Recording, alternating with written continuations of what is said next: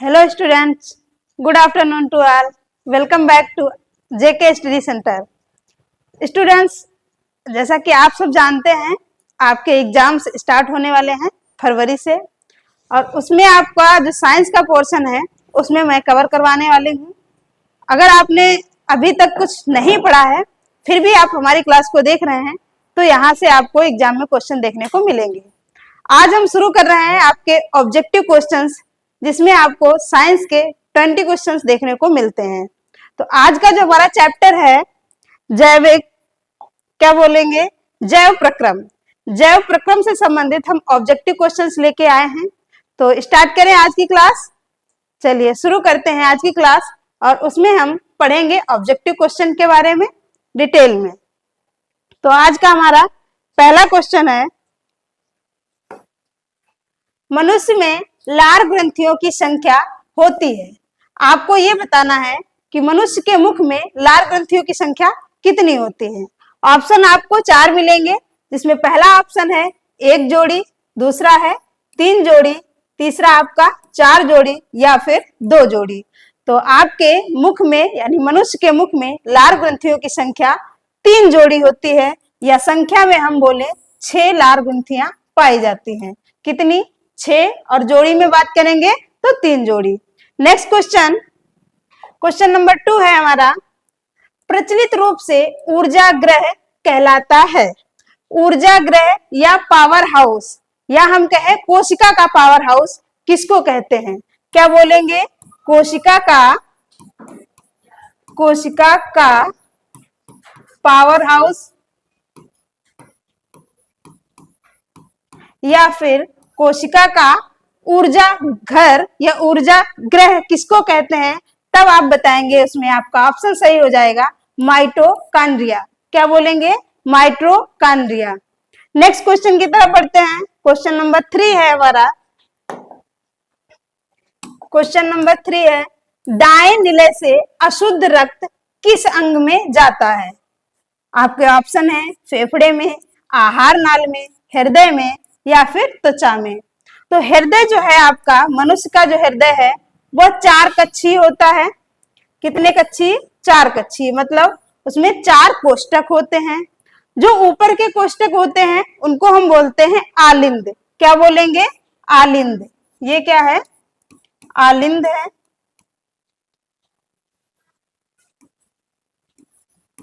आलिंद। और जो नीचे होते हैं उनको हम बोलते हैं निलय। क्या बोलेंगे? निलय।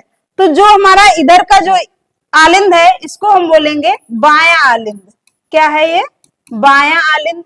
ऐसे ही ये हो जाएगा आपका बायां निलय, और इधर का आपका हो जाएगा दायां आलिंद। दायां आलिंद, और ये नीचे वाला हो जाएगा आपका दायां निलय। अब क्वेश्चन पूछ रहा है कि दाएं निलय से, ये है आपका दायां निलय, यहां से अशुद्ध रक्त किस अंग में जाता है ये आपको बताना है। तो यहां से आपका जो ब्लड है वो कहां जाएगा? फेफड़े में, यानी कि लंग्स में। यहां पर क्या होता है? ब्लड का प्यूरिफिकेशन, या हम कहें रक्त का शुद्धिकरण कहां होता है? ब्लड में। तो जो आपका अशुद्ध रक्त था जिसमें कार्बन डाइऑक्साइड ज्यादा मात्रा में थी, वो कहां जाएगा? फेफड़े में। और फेफड़े में प्यूरिफिकेशन के बाद यानी शुद्धिकरण के बाद ब्लड आपका फिर से कहां आ जाएगा?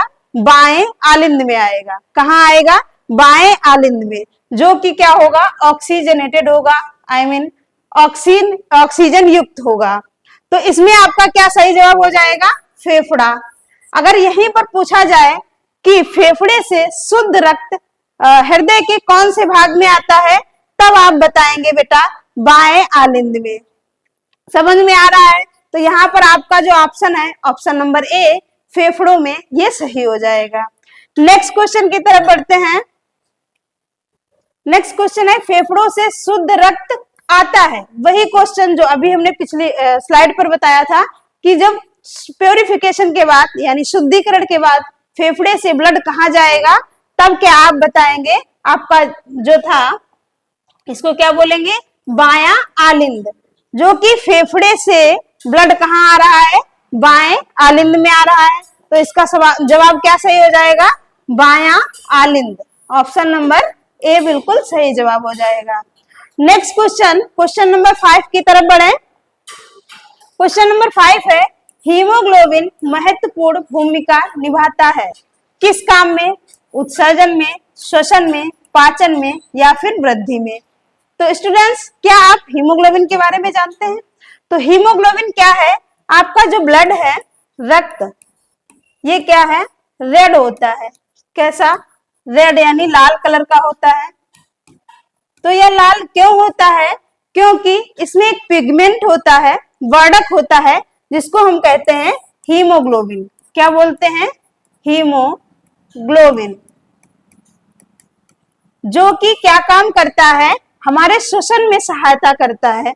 श्वसन में क्या करता है, इसमें जो हीमोग्लोबिन होता है ये क्या करेगा, ऑक्सीजन को अपने साथ जोड़ता है और श्वसन में क्या करता है, मदद करता है। तो आपका जो हीमोग्लोबिन है सबसे ज्यादा भूमिका कहां पर निभाएगा, तब आप बताएंगे श्वसन में, रिस्पायरेशन में।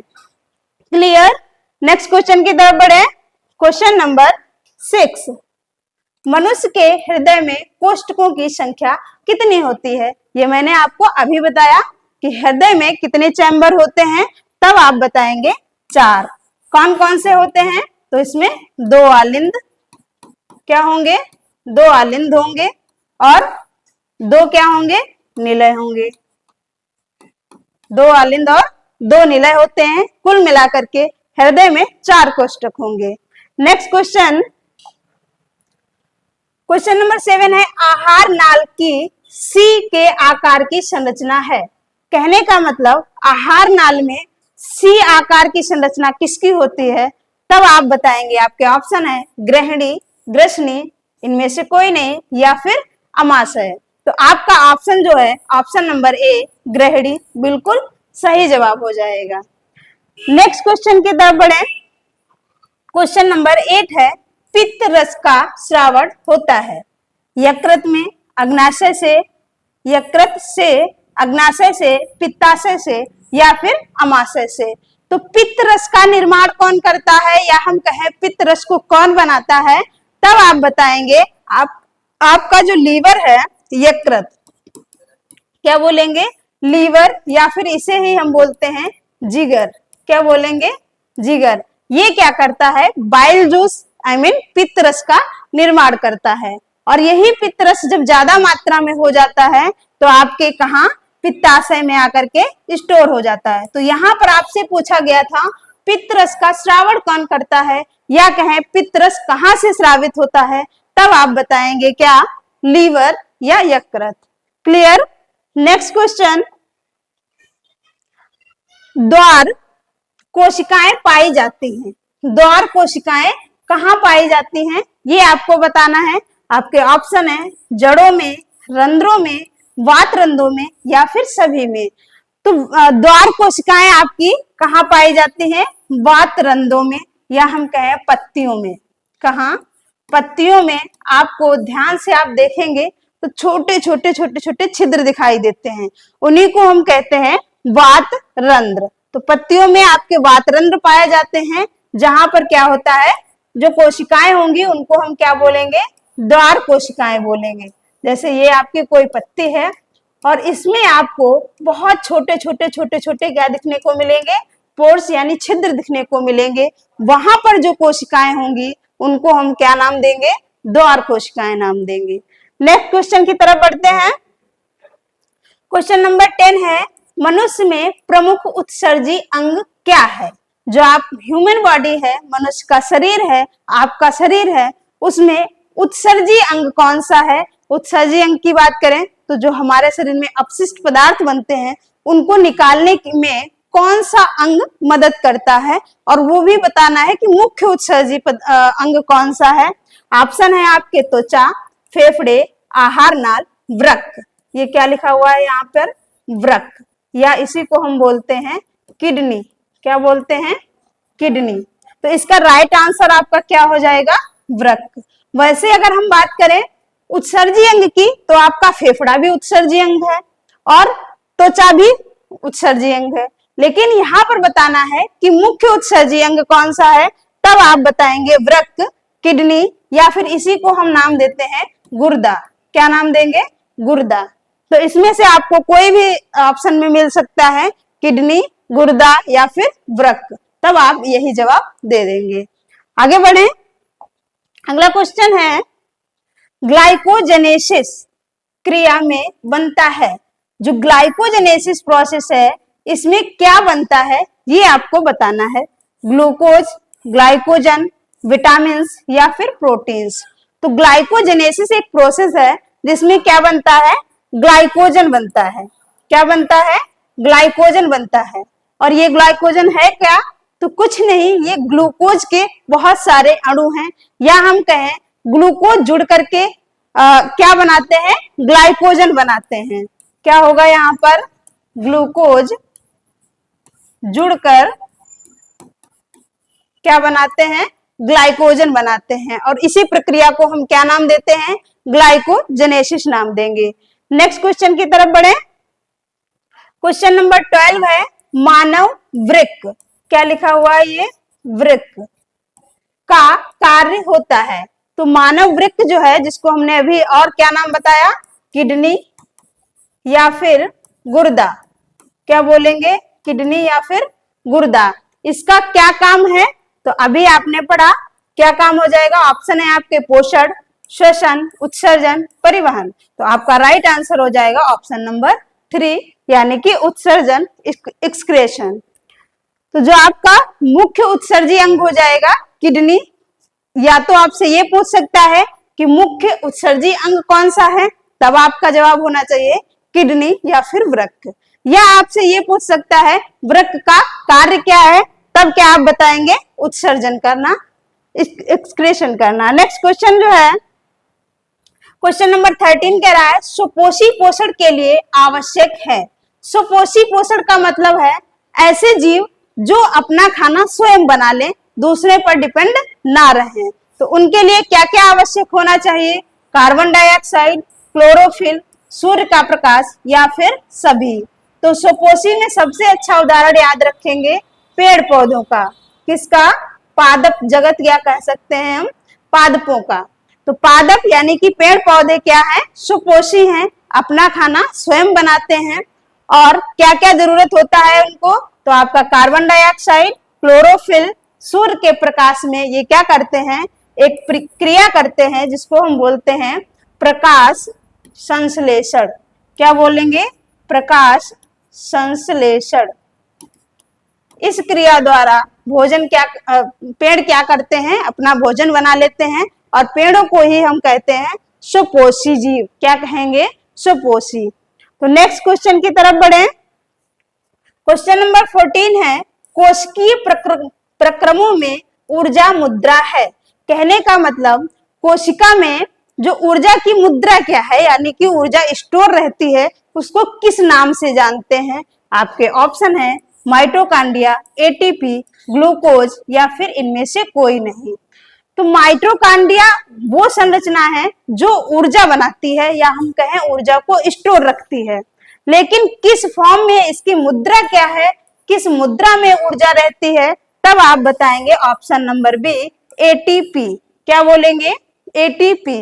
हो सकता है आपसे एटीपी का फुल फॉर्म पूछ ले, तो याद रखेंगे एडिनोसिन ट्राइफॉस्फेट।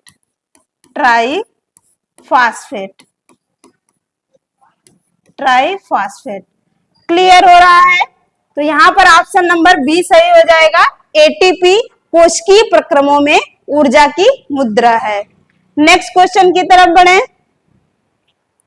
क्वेश्चन नंबर 15 है, यकृत स्रावित करता है। तो यकृत किसका निर्माण करता है? पिछली स्लाइड पर हमने पढ़ा था कि जो है लीवर क्या बनाता है, सॉरी पहले हमने पढ़ा था कि पित्त रस का निर्माण कौन करता है, तब आपका जवाब था यकृत यानी कि लीवर। और अब क्वेश्चन है कि यकृत स्रावित करता है, यानी क्या स्रावित करता है, तब आपका जवाब क्या हो जाना चाहिए? पित्त रस, या हम इंग्लिश में बोल सकते हैं बाइल जूस। नेक्स्ट क्वेश्चन की तरफ बढ़े। क्वेश्चन नंबर 16 है, पादपों में वायु प्रदूषण कम करने वाली प्रक्रिया क्या है? जो आपके पादप हैं इनमें प्रदूषण कम करने की प्रक्रिया क्या है? श्वसन, प्रकाश संश्लेषण, वाष्पोत्सर्जन या फिर रसारोहण। तो इसका क्या सही जवाब हो जाएगा? आपका ऑप्शन नंबर डी बिल्कुल सही जवाब होगा, रसारोहण। नेक्स्ट क्वेश्चन की तरफ बढ़े। क्वेश्चन नंबर अगला है, यूरिया का निर्माण होता है, यूरिया कौन बनाता है? ये आपको बताना है। यकृत में, वृषण में, अग्नाशय में, वृक्क में। तो बहुत ही अच्छे से याद रखना है, जब पूछा जाए यूरिया, यूरिया का निर्माण कौन करता है आपके शरीर में, यूरिया कौन बनाता है, तब आप बताएंगे यकृत। कौन बनाता है? यकृत या लीवर। और यही आपसे पूछ लिया जाए कि मानव शरीर में यूरिन कौन बनाता है, क्या बोलेंगे? यूरिन, जिसको हिंदी में बोलेंगे मूत्र, का निर्माण कौन करता है, तब आप बताएंगे वृक्क। क्या बताएंगे? वृक्क, इंग्लिश में किडनी। याद रखेंगे यूरिया का निर्माण कौन करता है? आपका यकृत करता है। तो ऑप्शन नंबर ए बिल्कुल सही जवाब हो जाएगा। और यही यूरिया जब वृक्क में आता है तब क्या बन जाता है? यूरिन बनता है। तो यूरिन पूछा जाए तो वृक्क सही जवाब होगा, और यूरिया पूछा जाए तो लीवर या फिर यकृत इसका सही जवाब हो जाएगा। नेक्स्ट क्वेश्चन है, फ्लोएम द्वारा भोजन को स्थानांतरण होता है। फ्लोएम जो है आपके एक प्रकार के ऊतक हैं जो कि क्या करते हैं? पादपों में भोजन का संवहन करते हैं। तो इसमें किसके रूप में करते हैं? इस तरीके से आपसे क्वेश्चन में पूछा गया। ऑप्शन है सुक्रोज के रूप में, वसा के रूप में, प्रोटीन के रूप में या फिर गैसीय के रूप में। तो जो फ्लोएम ऊतक हैं ये क्या काम करते हैं? पेड़ों में भोजन का संवहन करते हैं। भोजन बनता है पत्तियों में, प्रकाश संश्लेषण की क्रिया के द्वारा भोजन पेड़ जो है वो कहाँ बनाते हैं? पत्तियों में बनाते हैं। और पत्तियों से खाना कहाँ चाहिए होगा? पूरे पेड़ में चाहिए होगा। तो पत्तियों से पूरे पेड़ में खाना कौन लेके जाता है?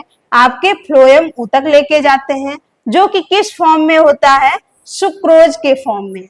सुक्रेज के फॉर्म में आपको यहाँ पर खाना देखने को मिलेगा, जो कि कौन ले जाता है? आपके फ्लोएम ऊतक लेकर के जाते हैं पूरे पेड़ में। नेक्स्ट क्वेश्चन की तरफ बढ़े। अगला क्वेश्चन है, हरित लवक के स्ट्रोमा में कौन सी प्रक्रिया होती है? प्रकाश अभिक्रिया, अप्रकाशित अभिक्रिया, ए और बी दोनों, इनमें से कोई नहीं। तो इसका राइट आंसर हो जाएगा ऑप्शन नंबर बी, अप्रकाशित अभिक्रिया। नेक्स्ट क्वेश्चन की तरफ बढ़े। क्वेश्चन नंबर अगला है, रक्त का लाल रंग किस पदार्थ की उपस्थिति के कारण होता है? तो अभी हमने बताया जो ह्यूमन ब्लड है वो कैसा है? लाल कलर का है। और क्यों है? क्योंकि उसमें क्या पाया जाता है? हीमोग्लोबिन पाया जाता है, हीमोग्लोबिन। और हीमोग्लोबिन की बात करें हम तो जो हीमो है इसको हम लिखेंगे हिम और ग्लोबिन को अलग लिखेंगे। तो याद रखेंगे जो ग्लोबिन है आपका ये एक तरीके का प्रोटीन है। क्या है? प्रोटीन है। और हिम जो है इसमें आपका आयरन कंपाउंड पाए जाते हैं। इसी हिम के कारण आपका ब्लड कैसा है? रेड है, लाल कलर का है। तो इसमें ऑप्शन है हिम, न्यूक्लिक अम्ल, विटामिन सी या फिर पोटेशियम। तो अब आप समझ गए होंगे आपका ब्लड लाल क्यों है? क्योंकि इसमें हिम नामक वर्धक पाया जाता है। क्या है? ये एक वर्धक है, पिगमेंट है। नेक्स्ट क्वेश्चन की तरफ बढ़े। क्वेश्चन नंबर 21 लिखा है, रुधिर के कितने समूह होते हैं? आपने पढ़ा होगा ब्लड और ब्लड ग्रुप। तो रक्त और फिर रक्त समूह। रक्त समूह होते हैं कितने? 4। एक होता है ए, दूसरा बी और तीसरा होता है ए बी और चौथा कौन सा? ओ। तो ये आपके ब्लड ग्रुप हैं जिनको हम कहते हैं रुधिर समूह हैं। तो कितने हैं? 4। इसका राइट आंसर क्या हो जाएगा? Option number 3। नेक्स्ट क्वेश्चन की तरफ बढ़े। अगला क्वेश्चन है, गर्मियों के दिनों में किस कारण दोपहर में पौधे मुरझा जाते हैं? ऑप्शन है आपके वाष्पोत्सर्जन की कमी के कारण, वाष्पोत्सर्जन की अधिकता के कारण, प्रकाश संश्लेषण की कमी के कारण, या फिर प्रकाश संश्लेषण की अधिकता के कारण। तो गर्मियों में क्या होता है, धूप तेज होती है, बहुत तेज गर्मी होती है, या हम कहें तापमान अधिक होता है, तब क्या होता है, पौधे मुरझा जाते हैं। ऐसा क्यों होता है? तो इसका ऑप्शन नंबर बी बिल्कुल सही जवाब हो जाएगा, वाष्पोत्सर्जन की अधिकता के कारण।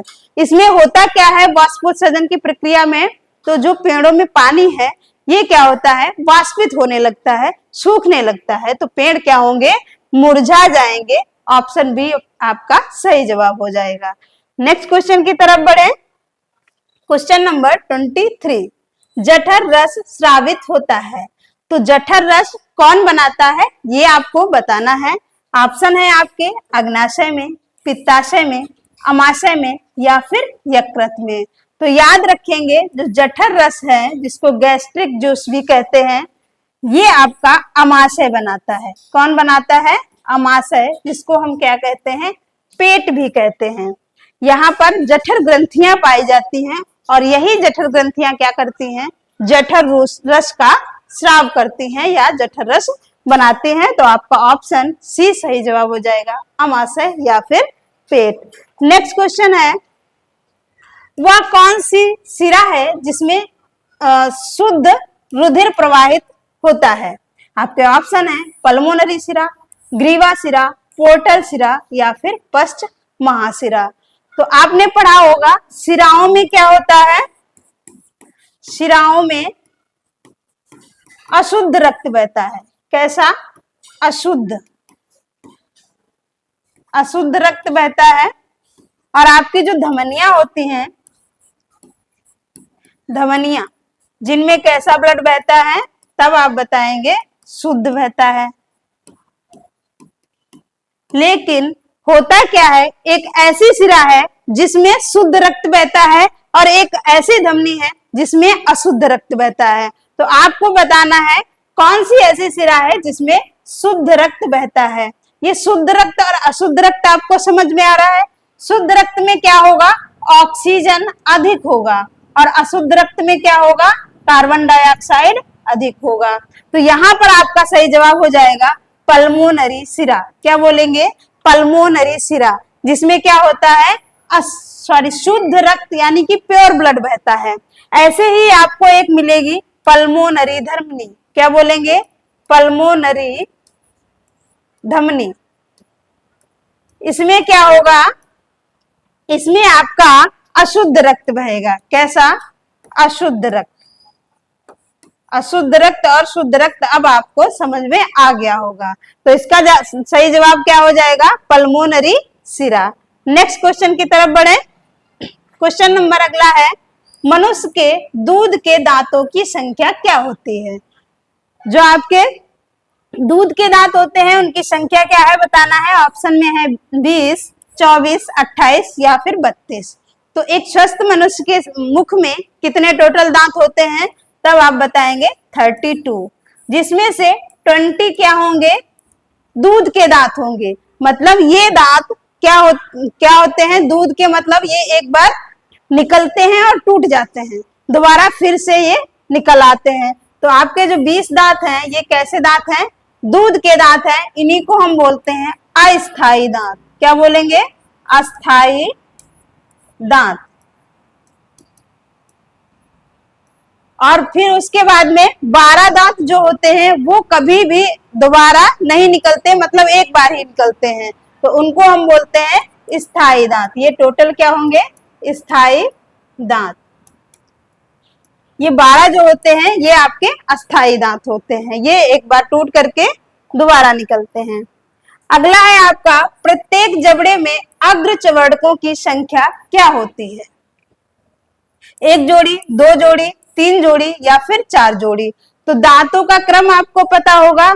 आपके मुख में यानी कि एक वयस्क मनुष्य में 32 दांत होते हैं, और दांत जो होते हैं वो 4 प्रकार के होंगे। कितने प्रकार के, 4 प्रकार के। तो पहला आपका कृंतक, दूसरा होता है रदनक, और तीसरा अग्र चवर्णक, अग्र चवर्णक और चौथा चवर्णक। क्या बोलेंगे? चवर्णक। तो कृंतक जो होते हैं इनकी संख्या कितनी होती है? 8 होती है। और रदनक कितने होंगे? 4 होंगे। इसके बाद में अग्रचवर्णक भी कितने होते हैं? 8 होते हैं और चवर्णक 12 होते हैं। तो आपको क्या बताना है? अग्रचवर्णकों की संख्या बतानी है। तो अग्रचवर्णक कितने होंगे? कितने हैं आपके? 8 हैं। और 8 को हम क्या कह सकते हैं? या तो 4 जोड़ी या फिर नंबर में 8 कहेंगे। तो अग्रचवर्णक की संख्या कितनी हो जाएगी? 4 जोड़ी। नेक्स्ट क्वेश्चन की तरफ बढ़े। क्वेश्चन नंबर अगला है 27। पौधों में पत्तियों तक जल तथा खनिज लवण स्थानांतरित कौन करता है? इससे पहले हमने पढ़ा था भोजन को कौन स्थानांतरित करता था, तब उसमें आपका जवाब था फ्लोएम। अगर बात आए कि पौधों में भोजन को कौन स्थानांतरित करेगा, तब आप बताएंगे फ्लोएम। और जल की बात जहां पर आ जाए वहां पर आपका सही जवाब हो जाएगा जाइलम। जा से जल और जा से क्या याद रखेंगे? जाइलम। यहाँ पर सही जवाब हो जाएगा आपका। तो जाइलम किसका ट्रांसपोर्टेशन करेगा? आपके जल का संवहन करेगा, याद रखेंगे। अगला क्वेश्चन है ऊर्जा की मुद्रा क्या है? ये क्वेश्चन रिपीट है। इससे पहले हमने बताया था कि कोशिका में ऊर्जा की मुद्रा क्या होती है, तब उसमें आपका जवाब सही था एटीपी, जिसका फुल फॉर्म हमने क्या बताया था? एडिनोसिन ट्राइफॉस्फेट के रूप में आपके बॉडी में ऊर्जा स्टोर रहती है। नेक्स्ट क्वेश्चन की तरफ बढ़े। क्वेश्चन है क्लोरोफिल अवशोषित करता है। क्लोरोफिल क्या अवशोषित करता है? ये आपको बताना है। जल, खनिज लवण, प्रकाश ऊर्जा या फिर ऑक्सीजन। तो जल को अवशोषित करने के लिए पेड़ में क्या होती हैं? जड़ें। तो जड़ों से जल आता है। और आपका जो क्लोरोफिल है, जो आपको पत्तियों का हरा रंग दिखता है, ये प्रकाश ऊर्जा को क्या करती हैं? अवशोषित कर लेती हैं। और कार्बन डाइऑक्साइड और जल की उपस्थिति में क्या करते हैं? पेड़ अपना खाना बना लेते हैं। राइट, आगे बढ़े। लार में कौन सा एंजाइम पाया जाता है? ऑप्शन है आपके पेप्सिन, एमाइलेज, ट्रिप्सिन या फिर लाइपेज। तो इसका जो सही जवाब हो जाएगा आपका एमाइलेज। एमाइलेज एंजाइम, जिसको हम टाइलिन भी बोलते हैं। क्या बोलेंगे? टाइलिन। ये कहाँ पाया जाता है? आपके मुख में, लार में पाया जाता है। तो स्टूडेंट्स, ये हमारा लास्ट क्लास था। जैव प्रक्रम से आपको हमने 30 क्वेश्चन कराए हैं। अगर आप ये वीडियो 2 बार देख लेते हैं तो जैव प्रक्रम से कोई भी क्वेश्चन आपका नहीं छूटेगा। कमेंट बॉक्स में कमेंट जरूर करें कि कैसे लगी आपको क्लास। Thank you.